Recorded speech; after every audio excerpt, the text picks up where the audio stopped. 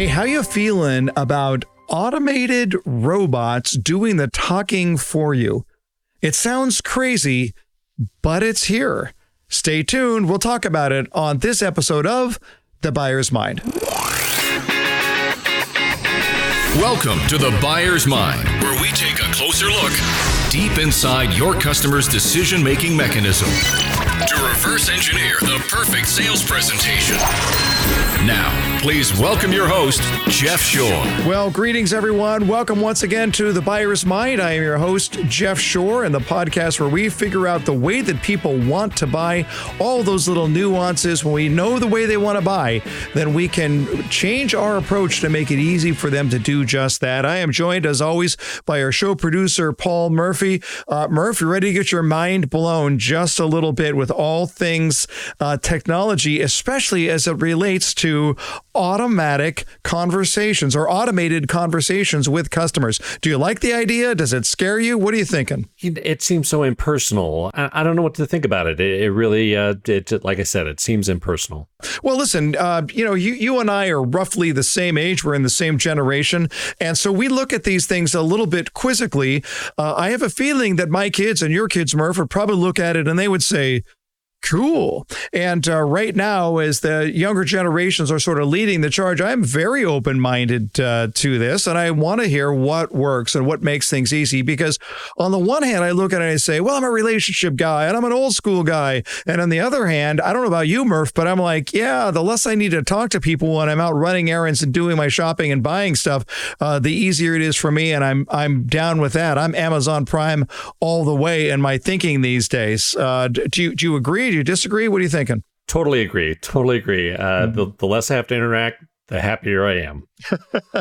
So what we need to do is we need to figure out what are we doing to adjust our style to understand the way that a customer wants to buy anyway. Now, by the time we talk to a customer, by the time a customer calls us and generates an input in some way, what does it tell us? It tells us that they've reached the end of their investigation rope and now they need our help. But we're going to look today at the way that our customers think about technology, the way they specifically think about technology as it relates to communication patterns, how things have changed over the years, where we are now, and where we're going next. I think you'll enjoy this interview with Bassam Salem. All right. Well, listen, this is going to be fun because, we'd love to be able to find out the way that our customer thinks and the way that our customer communicates. But where does that fit into the evolution of technology in this day and age? And fortunately, we have an expert on that to be able to help us. He is all things technical, but he speaks the psychological language. So it's a really, really interesting mix. We've had riveting conversations in the past, and I'm thrilled to have him here on the podcast from AtlasRTX, Bassam Salem. Bassam, how are you, sir? Jeff, I'm doing fantastically. Thank you very much for having me on. You really are this weird sort of a mashup of somebody who is a total tech dweeb. You know everything there is to know on the tech side, but you also speak plain English and can talk even to troglodytes like me. I will take that as a compliment. I love technology, but I love business equally, and I really love the science of business. So absolutely. Yeah, and you're something of a serial entrepreneur, right? You're an ideator. You always want to try and figure out how do we take this technical wonky stuff and make it approachable for just about anybody. Thank you. Absolutely. I really, I think I was destined to be a professor. I love communicating complicated ideas. Yeah. I really should have been in academia, but, proving it in the real world has been a lot more fun. Sure. Yeah, absolutely. I wanted you on the show because you and I were having a conversation recently, and you were just sharing with me some of the issues that we're seeing around communication styles, especially communication styles of young people and of the millennial generation, if you will, and how we've seen this massive shift, where it places us today. And I just thought it was all so fascinating. I thought, boy, we got to get you in front of our audience to be able to look at it. And part of this has to do with the huge shift away from the telephone and in the direction of text messaging. So I'm going to leave that broad and open-ended for you to start the conversation and tell us what we need to know about what we're seeing in the last, really just the last 10 years. Absolutely. And it's even absolutely 10 years, but even in the last 5, the shift has been so dramatic. Phone answer rates are now under 5%. Under 5% of phone calls ever get answered, which is just incredible. And if you think about how often we have our phones within 2 or 3 feet of us, it's incredible. It's essentially 99% of our days we have our phones with us, yet none of us answer the phone anymore. Although your listeners, you know what I just saw? I have to tell you, I just saw this stat. When I was researching this earlier today. The statistic is 30% of the people don't answer the phone for their own mother. Yeah. So we actually totally use that line because I think that's what's changed in 5 years. 5 years ago, we used to say, if the caller ID had someone we recognized, we're likely to answer. But nowadays, even when friends and family call, we're programmed, our behavior is so different. We don't want to interrupt whatever we're doing. We want to engage what we call asynchronously. I don't want to be stuck to communication. I want to send it on. Do you do it? Are you guilty of that? Now, you've got friends and family who are going to be listening to this, Bassam. Do you do it? Sadly, I end the day and have, ridiculous volumes of voicemails I really don't want to listen to. And just like your day, it's crazy, right? The last thing we want is an interactive phone call to take. All right. So what is that all about? What's the psychological origin of the idea that I just don't want to pick up the phone? Even for somebody that I love, I oftentimes don't want to pick up the phone. What's going on psychologically, in your opinion? I think we're all so getting accustomed to the immediacy and convenience that has pervaded our lives in every aspect of our day-to-day lives now. We no longer reserve a car. I want to be able to order an Uber or a Lyft the moment I need it. I want it now, and I want to engage it and have it very, very conveniently without talking to anyone, without dealing with it has to be tech enabled for me. I want to buy something from Amazon. I want it to be easy. I want it to ship today and hopefully deliver today. And I don't want to talk to anyone. We're getting accustomed to every aspect of our lives being convenient and immediate, and the humans coming in only when we really need them for the more sophisticated, more passion-filled experiences. And certainly purchasing something meaningful, something big, I probably do want to engage a human at some point. But if I'm researching a car, do I really want to talk to a car salesperson? I probably am going to show up at the car dealership knowing exactly the car I want, probably more educated, with all due respect, than the person selling me the car about that particular model, because I've researched it completely. So it's just a completely different mindset that we all now have as consumers as we engage brands and businesses. Before we get into how that has shifted the world, especially in the direction of text messaging as a way to get away from talking to people, can you just touch on, I'm just curious about how you feel about this philosophically, because what we're talking about is a huge shift just in the way that we as a culture approach human relationships. I mean, and I look, I'm guilty of it too. It's like, I was happy when travel agents went away. I was happy when I could go to the self-checkout line at a grocery store. So I'm guilty of it like anybody else. Does it bother you, or you just look at it and say, hey, listen, I don't have time to sit down and talk about social ramifications. I'm just here to try and accommodate what people want to do anyway. No, I wonder if the way I see it is I want to remove inconvenient, unnecessary interactions. And I think we all feel this way. I mean, I don't want to have to engage someone if I don't have to engage that person. I want to engage people because I choose to engage them intellectually for what's in their mind and for the emotional connection we might have. So I wonder if technology can give it to us both ways. Can it take away the mundane? I don't want to have to make a phone call to order my Amazon purchases, right? I certainly don't. I don't want to talk to a live human. I don't want to talk to a live human to order my taxi or Uber or Lyft. Can we remove human interaction from the mundane and reserve it to the more meaningful? And I'm hopeful, and I'm trying to think of it optimistically, and I hope that that's what we move towards.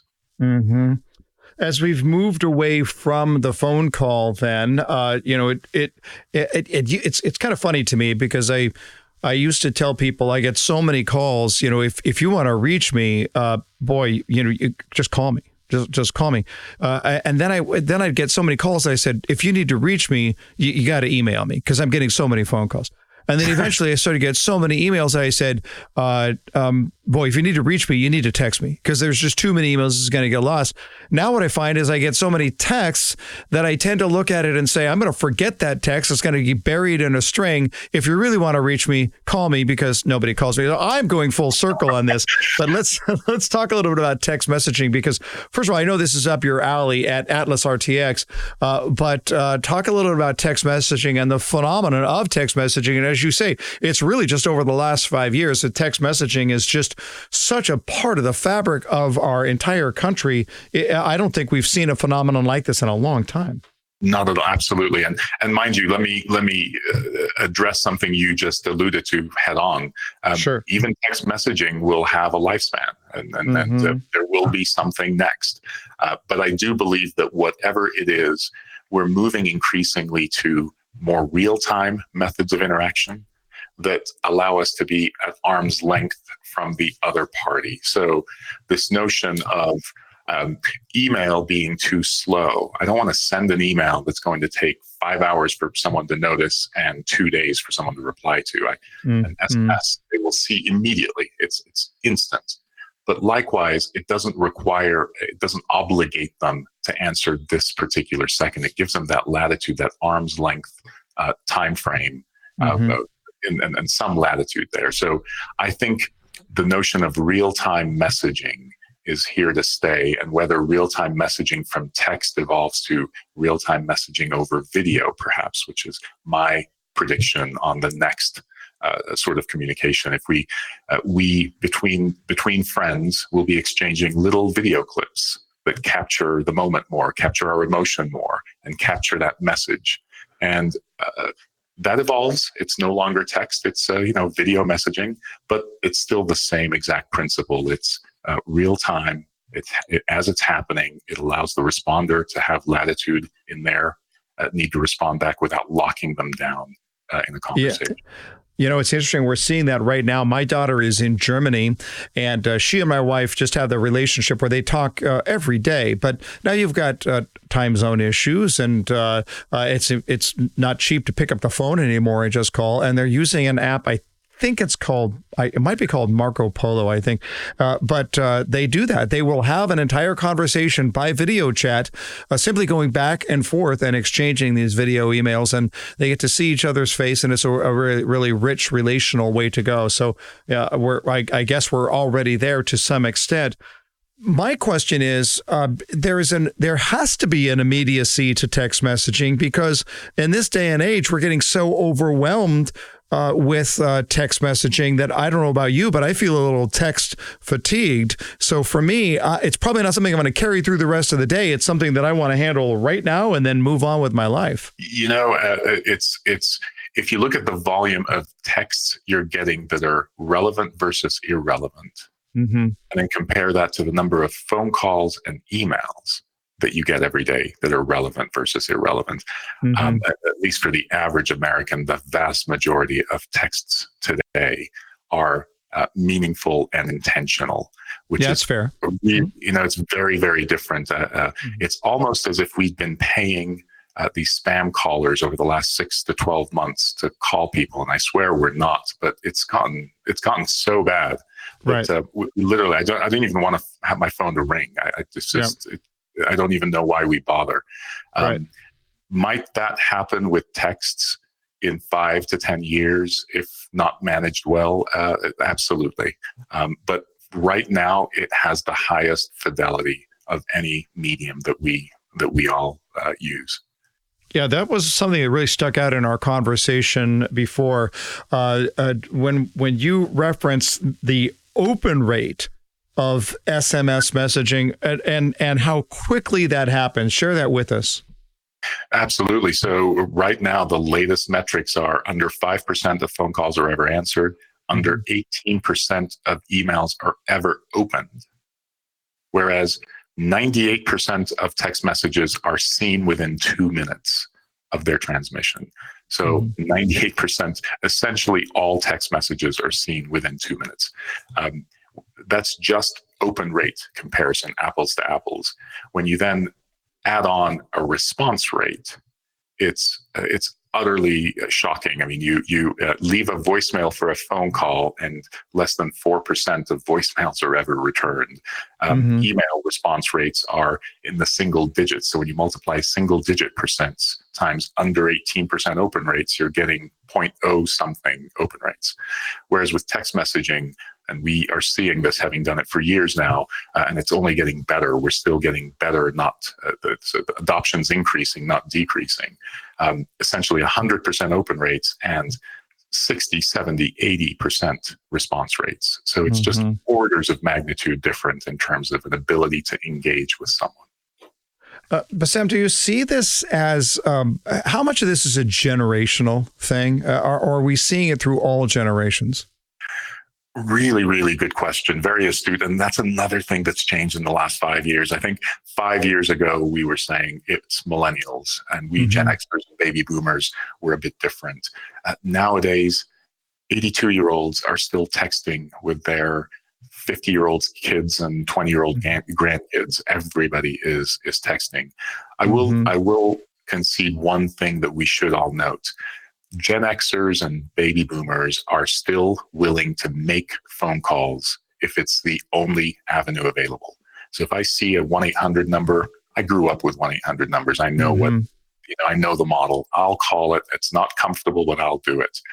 You ask a 28-year-old to make a phone call, and it's like asking me to write a handwritten note to order something. It's just, something's wrong when you're asking me to make a phone call. So they're not willing to make phone calls. Obviously, by and large, they're it's certainly a sort of a generalization, but it's a very real generalization.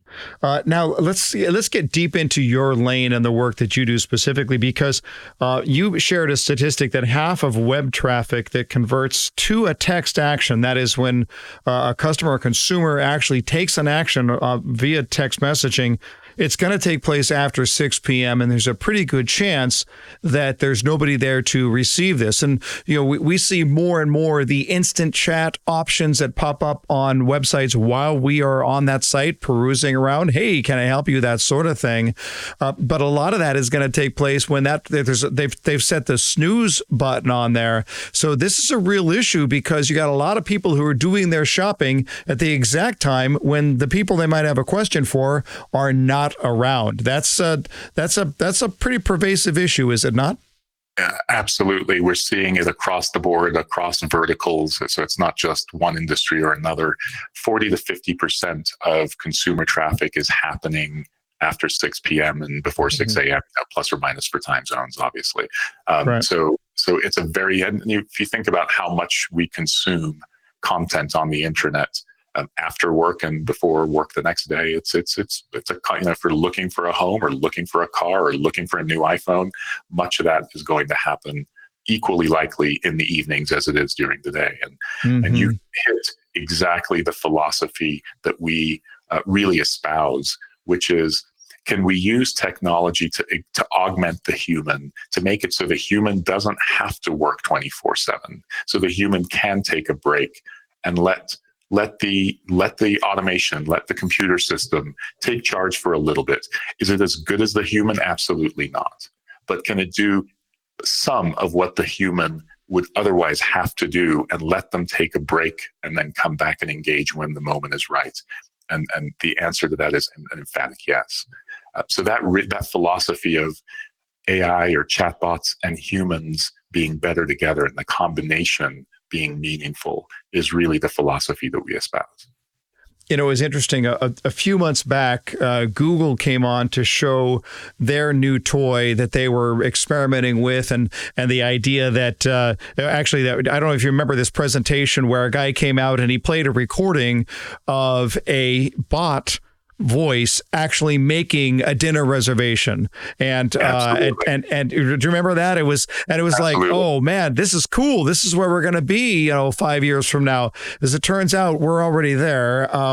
So what you do, what companies like you do, is that you are supplementing the human with bots, with essentially artificial intelligence that is having a text-based conversation, a text message-based conversation, until such time that a person is appropriate for a real human being to step in and take over. Did I characterize that correctly? Perfectly. We do support other platforms, so Facebook Messenger. You can also do chat on a website and other channels. But absolutely, that is the premise. I do want to point out, especially given the theme of your podcast being behind the buyer's mind, there's also an angle from the buyer's perspective, and that is buyers want convenient automation. Buyers are looking for tech-enabled capabilities when they interact with a business. Okay, let me jump in there for just a second, because look, I'm a baby boomer, right? I'm 57 years old, and I like to think that I think young, but I'm still a baby boomer. And I have people in my life that their first reaction, well, actually, I'm going to out her right now. But when I told my wife about this idea of chat bots and automated, and her first reaction was negative, and she looked at it and said, I want to talk to I want to know that I'm talking to a real person. I don't want to talk to a computer. And I'm making her sound old, but that's where it went right away. And I assume you've had to deal with that objection. Absolutely. And I completely understand it and empathize with it. In fact, I would argue if we can provide automation to the people and generations expecting it, can we free up the humans to give a great experience to the population and generations who need it? Because that is still a fundamental problem. The fundamental problem of we don't have an infinite number of great humans on our team to handle an infinite number of requests coming in, whether it's a sales request or a service request. So what if we can give automation to those who are accepting of it and want it, which is an increasing number with every passing year, and then reserve the capacity of the humans to really focus, instead of wasting, quote unquote, wasting their time making outbound phone calls and leaving voicemails that are never going to get listened to. What if they actually have the free time to give your significant other that meaningful experience that she's having? I will tell you that this tech-enabled mentality is real. If you now look at how young people, and by young, I mean even up to 35, 40. I'll keep going, 50, because I want to count myself as a young person. But certainly those under 35, when they shop for a car, they're not looking at whether it's a V6 or a V8 and whether it's an automatic transmission or I'm a car guy, so yes, I love to know about the engine and whether it's a manual transmission or not. They're comparing multimedia capabilities. They're comparing what tech features does the vehicle provide me. Teslas sell phenomenally because of the technology and tech enablement that they provide. The fact that I have an app and I can download, I can command my car and I can look at the status and I can download capabilities into my vehicle. Technology is what's differentiating brand A from brand B from brand C. It's not the human experience at the dealership that is right. That is so you're very much espousing the idea of not something where we're going to see this as a takeover. It's just a question of, I think what the point that you just made a moment ago was so critical. We do not have the human resources to be able to keep up with the demand that our customers have. And if we can make the mundane a little bit more regimented, a little bit more predictable, then it frees people up to be able to do things that otherwise can't be done. Because I look at it from the perspective of, I recognize I'm a human being. So when I first go out, do I say, I can't wait to talk to a salesperson? Well, for me, I'm a little different because I'm a sales wonk, but in general, I'm going to do my research first. But I also recognize when I do talk to a salesperson, it's because I've hit the end of my reasonable capacity to research on my own. And in essence, what I'm doing is I'm waving a white flag and saying, I've gone as far as I can go. Now I need you to join with me in order to help me accomplish my goals. Absolutely. Absolutely. And I'd argue that that there are also stages in the purchasing journey where we just want factual information, little emotion, no human interaction necessary. I'm just collecting data. I want to compare and contrast and figure out why this product is better than this, and what pricing benefits I have, and what other people who've bought similar products are saying. Right? It's sort of a collection mode, and then for certain transactions, certainly not a box of cereal. I don't really need a human for that, but certainly a major purchase. Do I then want a human to walk me through a scary process once I've sort of narrowed down what I'm doing? Absolutely. And again, that same premise exists. If we can free up the human from having to do that early journey work, let the automation take care of that, and then have the human focus on that connecting, empathetic, emotional aspect of the purchase, we can actually nail it. We can provide the best of both worlds and make the customer happy while being efficient in our sales job. I love it. When I'm looking at what it is that you do, one of the things that it seems to me is that, you're in this industry that's just changing so dramatically. You're going to have to really keep your finger on the pulse of what's going to happen next, because you might be onto something now, but it'll be gone overnight. Does that excite you? Does that scare you? What are you thinking? That's what I love about technology. Sincerely, Jeff, I love the pace. I love the forward thinking nature. And I love that technology is making our lives better. I'm not one who's afraid of it. I'm not one who resents it. I see it as a way to make my life more convenient, more comfortable, so I can spend my time doing what I'd like to do. And I revel in this sort of constant journey of figuring out what's next and what's exciting, and continuing to be ahead of the curve. So it's what makes business so exciting. Love it. Love it. Hey, before we let you go, we're going to, as we always do here on the podcast, put you on the hot seat. Rapid fire questions, rapid fire answers. You ready? Sounds good. All right. Your very first job was what? I worked at a pizza shop as a pizza cook. Nice. Love it. An album that you listened to in your youth, you listened to it over and over again. Oh, it would probably have to be a Sting. And I can't remember the name of the album right on the top of my, right at the moment, but a Sting. All right, that's album. Right. King of Pain, one of the great songs of all time. There you go. There you go. The most beautiful place you've ever stood? Probably somewhere here in Park City at the top of one of our peaks. Well, you can't argue with that. Any book that you read early in life that had a profound impact on the rest of your life? I'm actually going to give credit to a more recent book than that, but it's been, I love it. It's Sapiens, phenomenal book about the history of humanity. Love it. A movie you've seen multiple times, you can't help it. You have to watch it whenever it comes on. I'm going to be embarrassed about this one. I'm going to say Tommy Boy, and you're going to have to edit this answer because that's an awful. Are you kidding me? I'm right there with you. It's the greatest sales movie of all time. You are right in my lane. And then finally, your very first celebrity crush. I don't think anyone will know this person, but Jamie Summers, if you remember $6 Million Man. Sure, absolutely. The Bionic Woman. Yes, oh, yes. Oh my gosh. I do know, yeah. Jamie Summers. That's a great answer. That's it. All right. Fantastic. What a great conversation with Bassam Salem, and just fantastic stuff. You can follow him on AtlasRTX.com. We'll put that in the show notes. AtlasRTX. Read the blog. It's really, really fascinating to hear some of the things that they're doing out there. And if you want to watch a demo, you can do that as well at AtlasRTX. I got to tell you what, Bassam, that was really, really a lot of fun. Everything that I thought it would be. Thanks for being on The Buyer's Mind. Thank you so much, Jeff. All right, Murph, I think I warned you that your mind was going to be blown. What do you think? Did he accomplish that? I think what blew my mind the most is just trying to figure out, how do you work this generationally?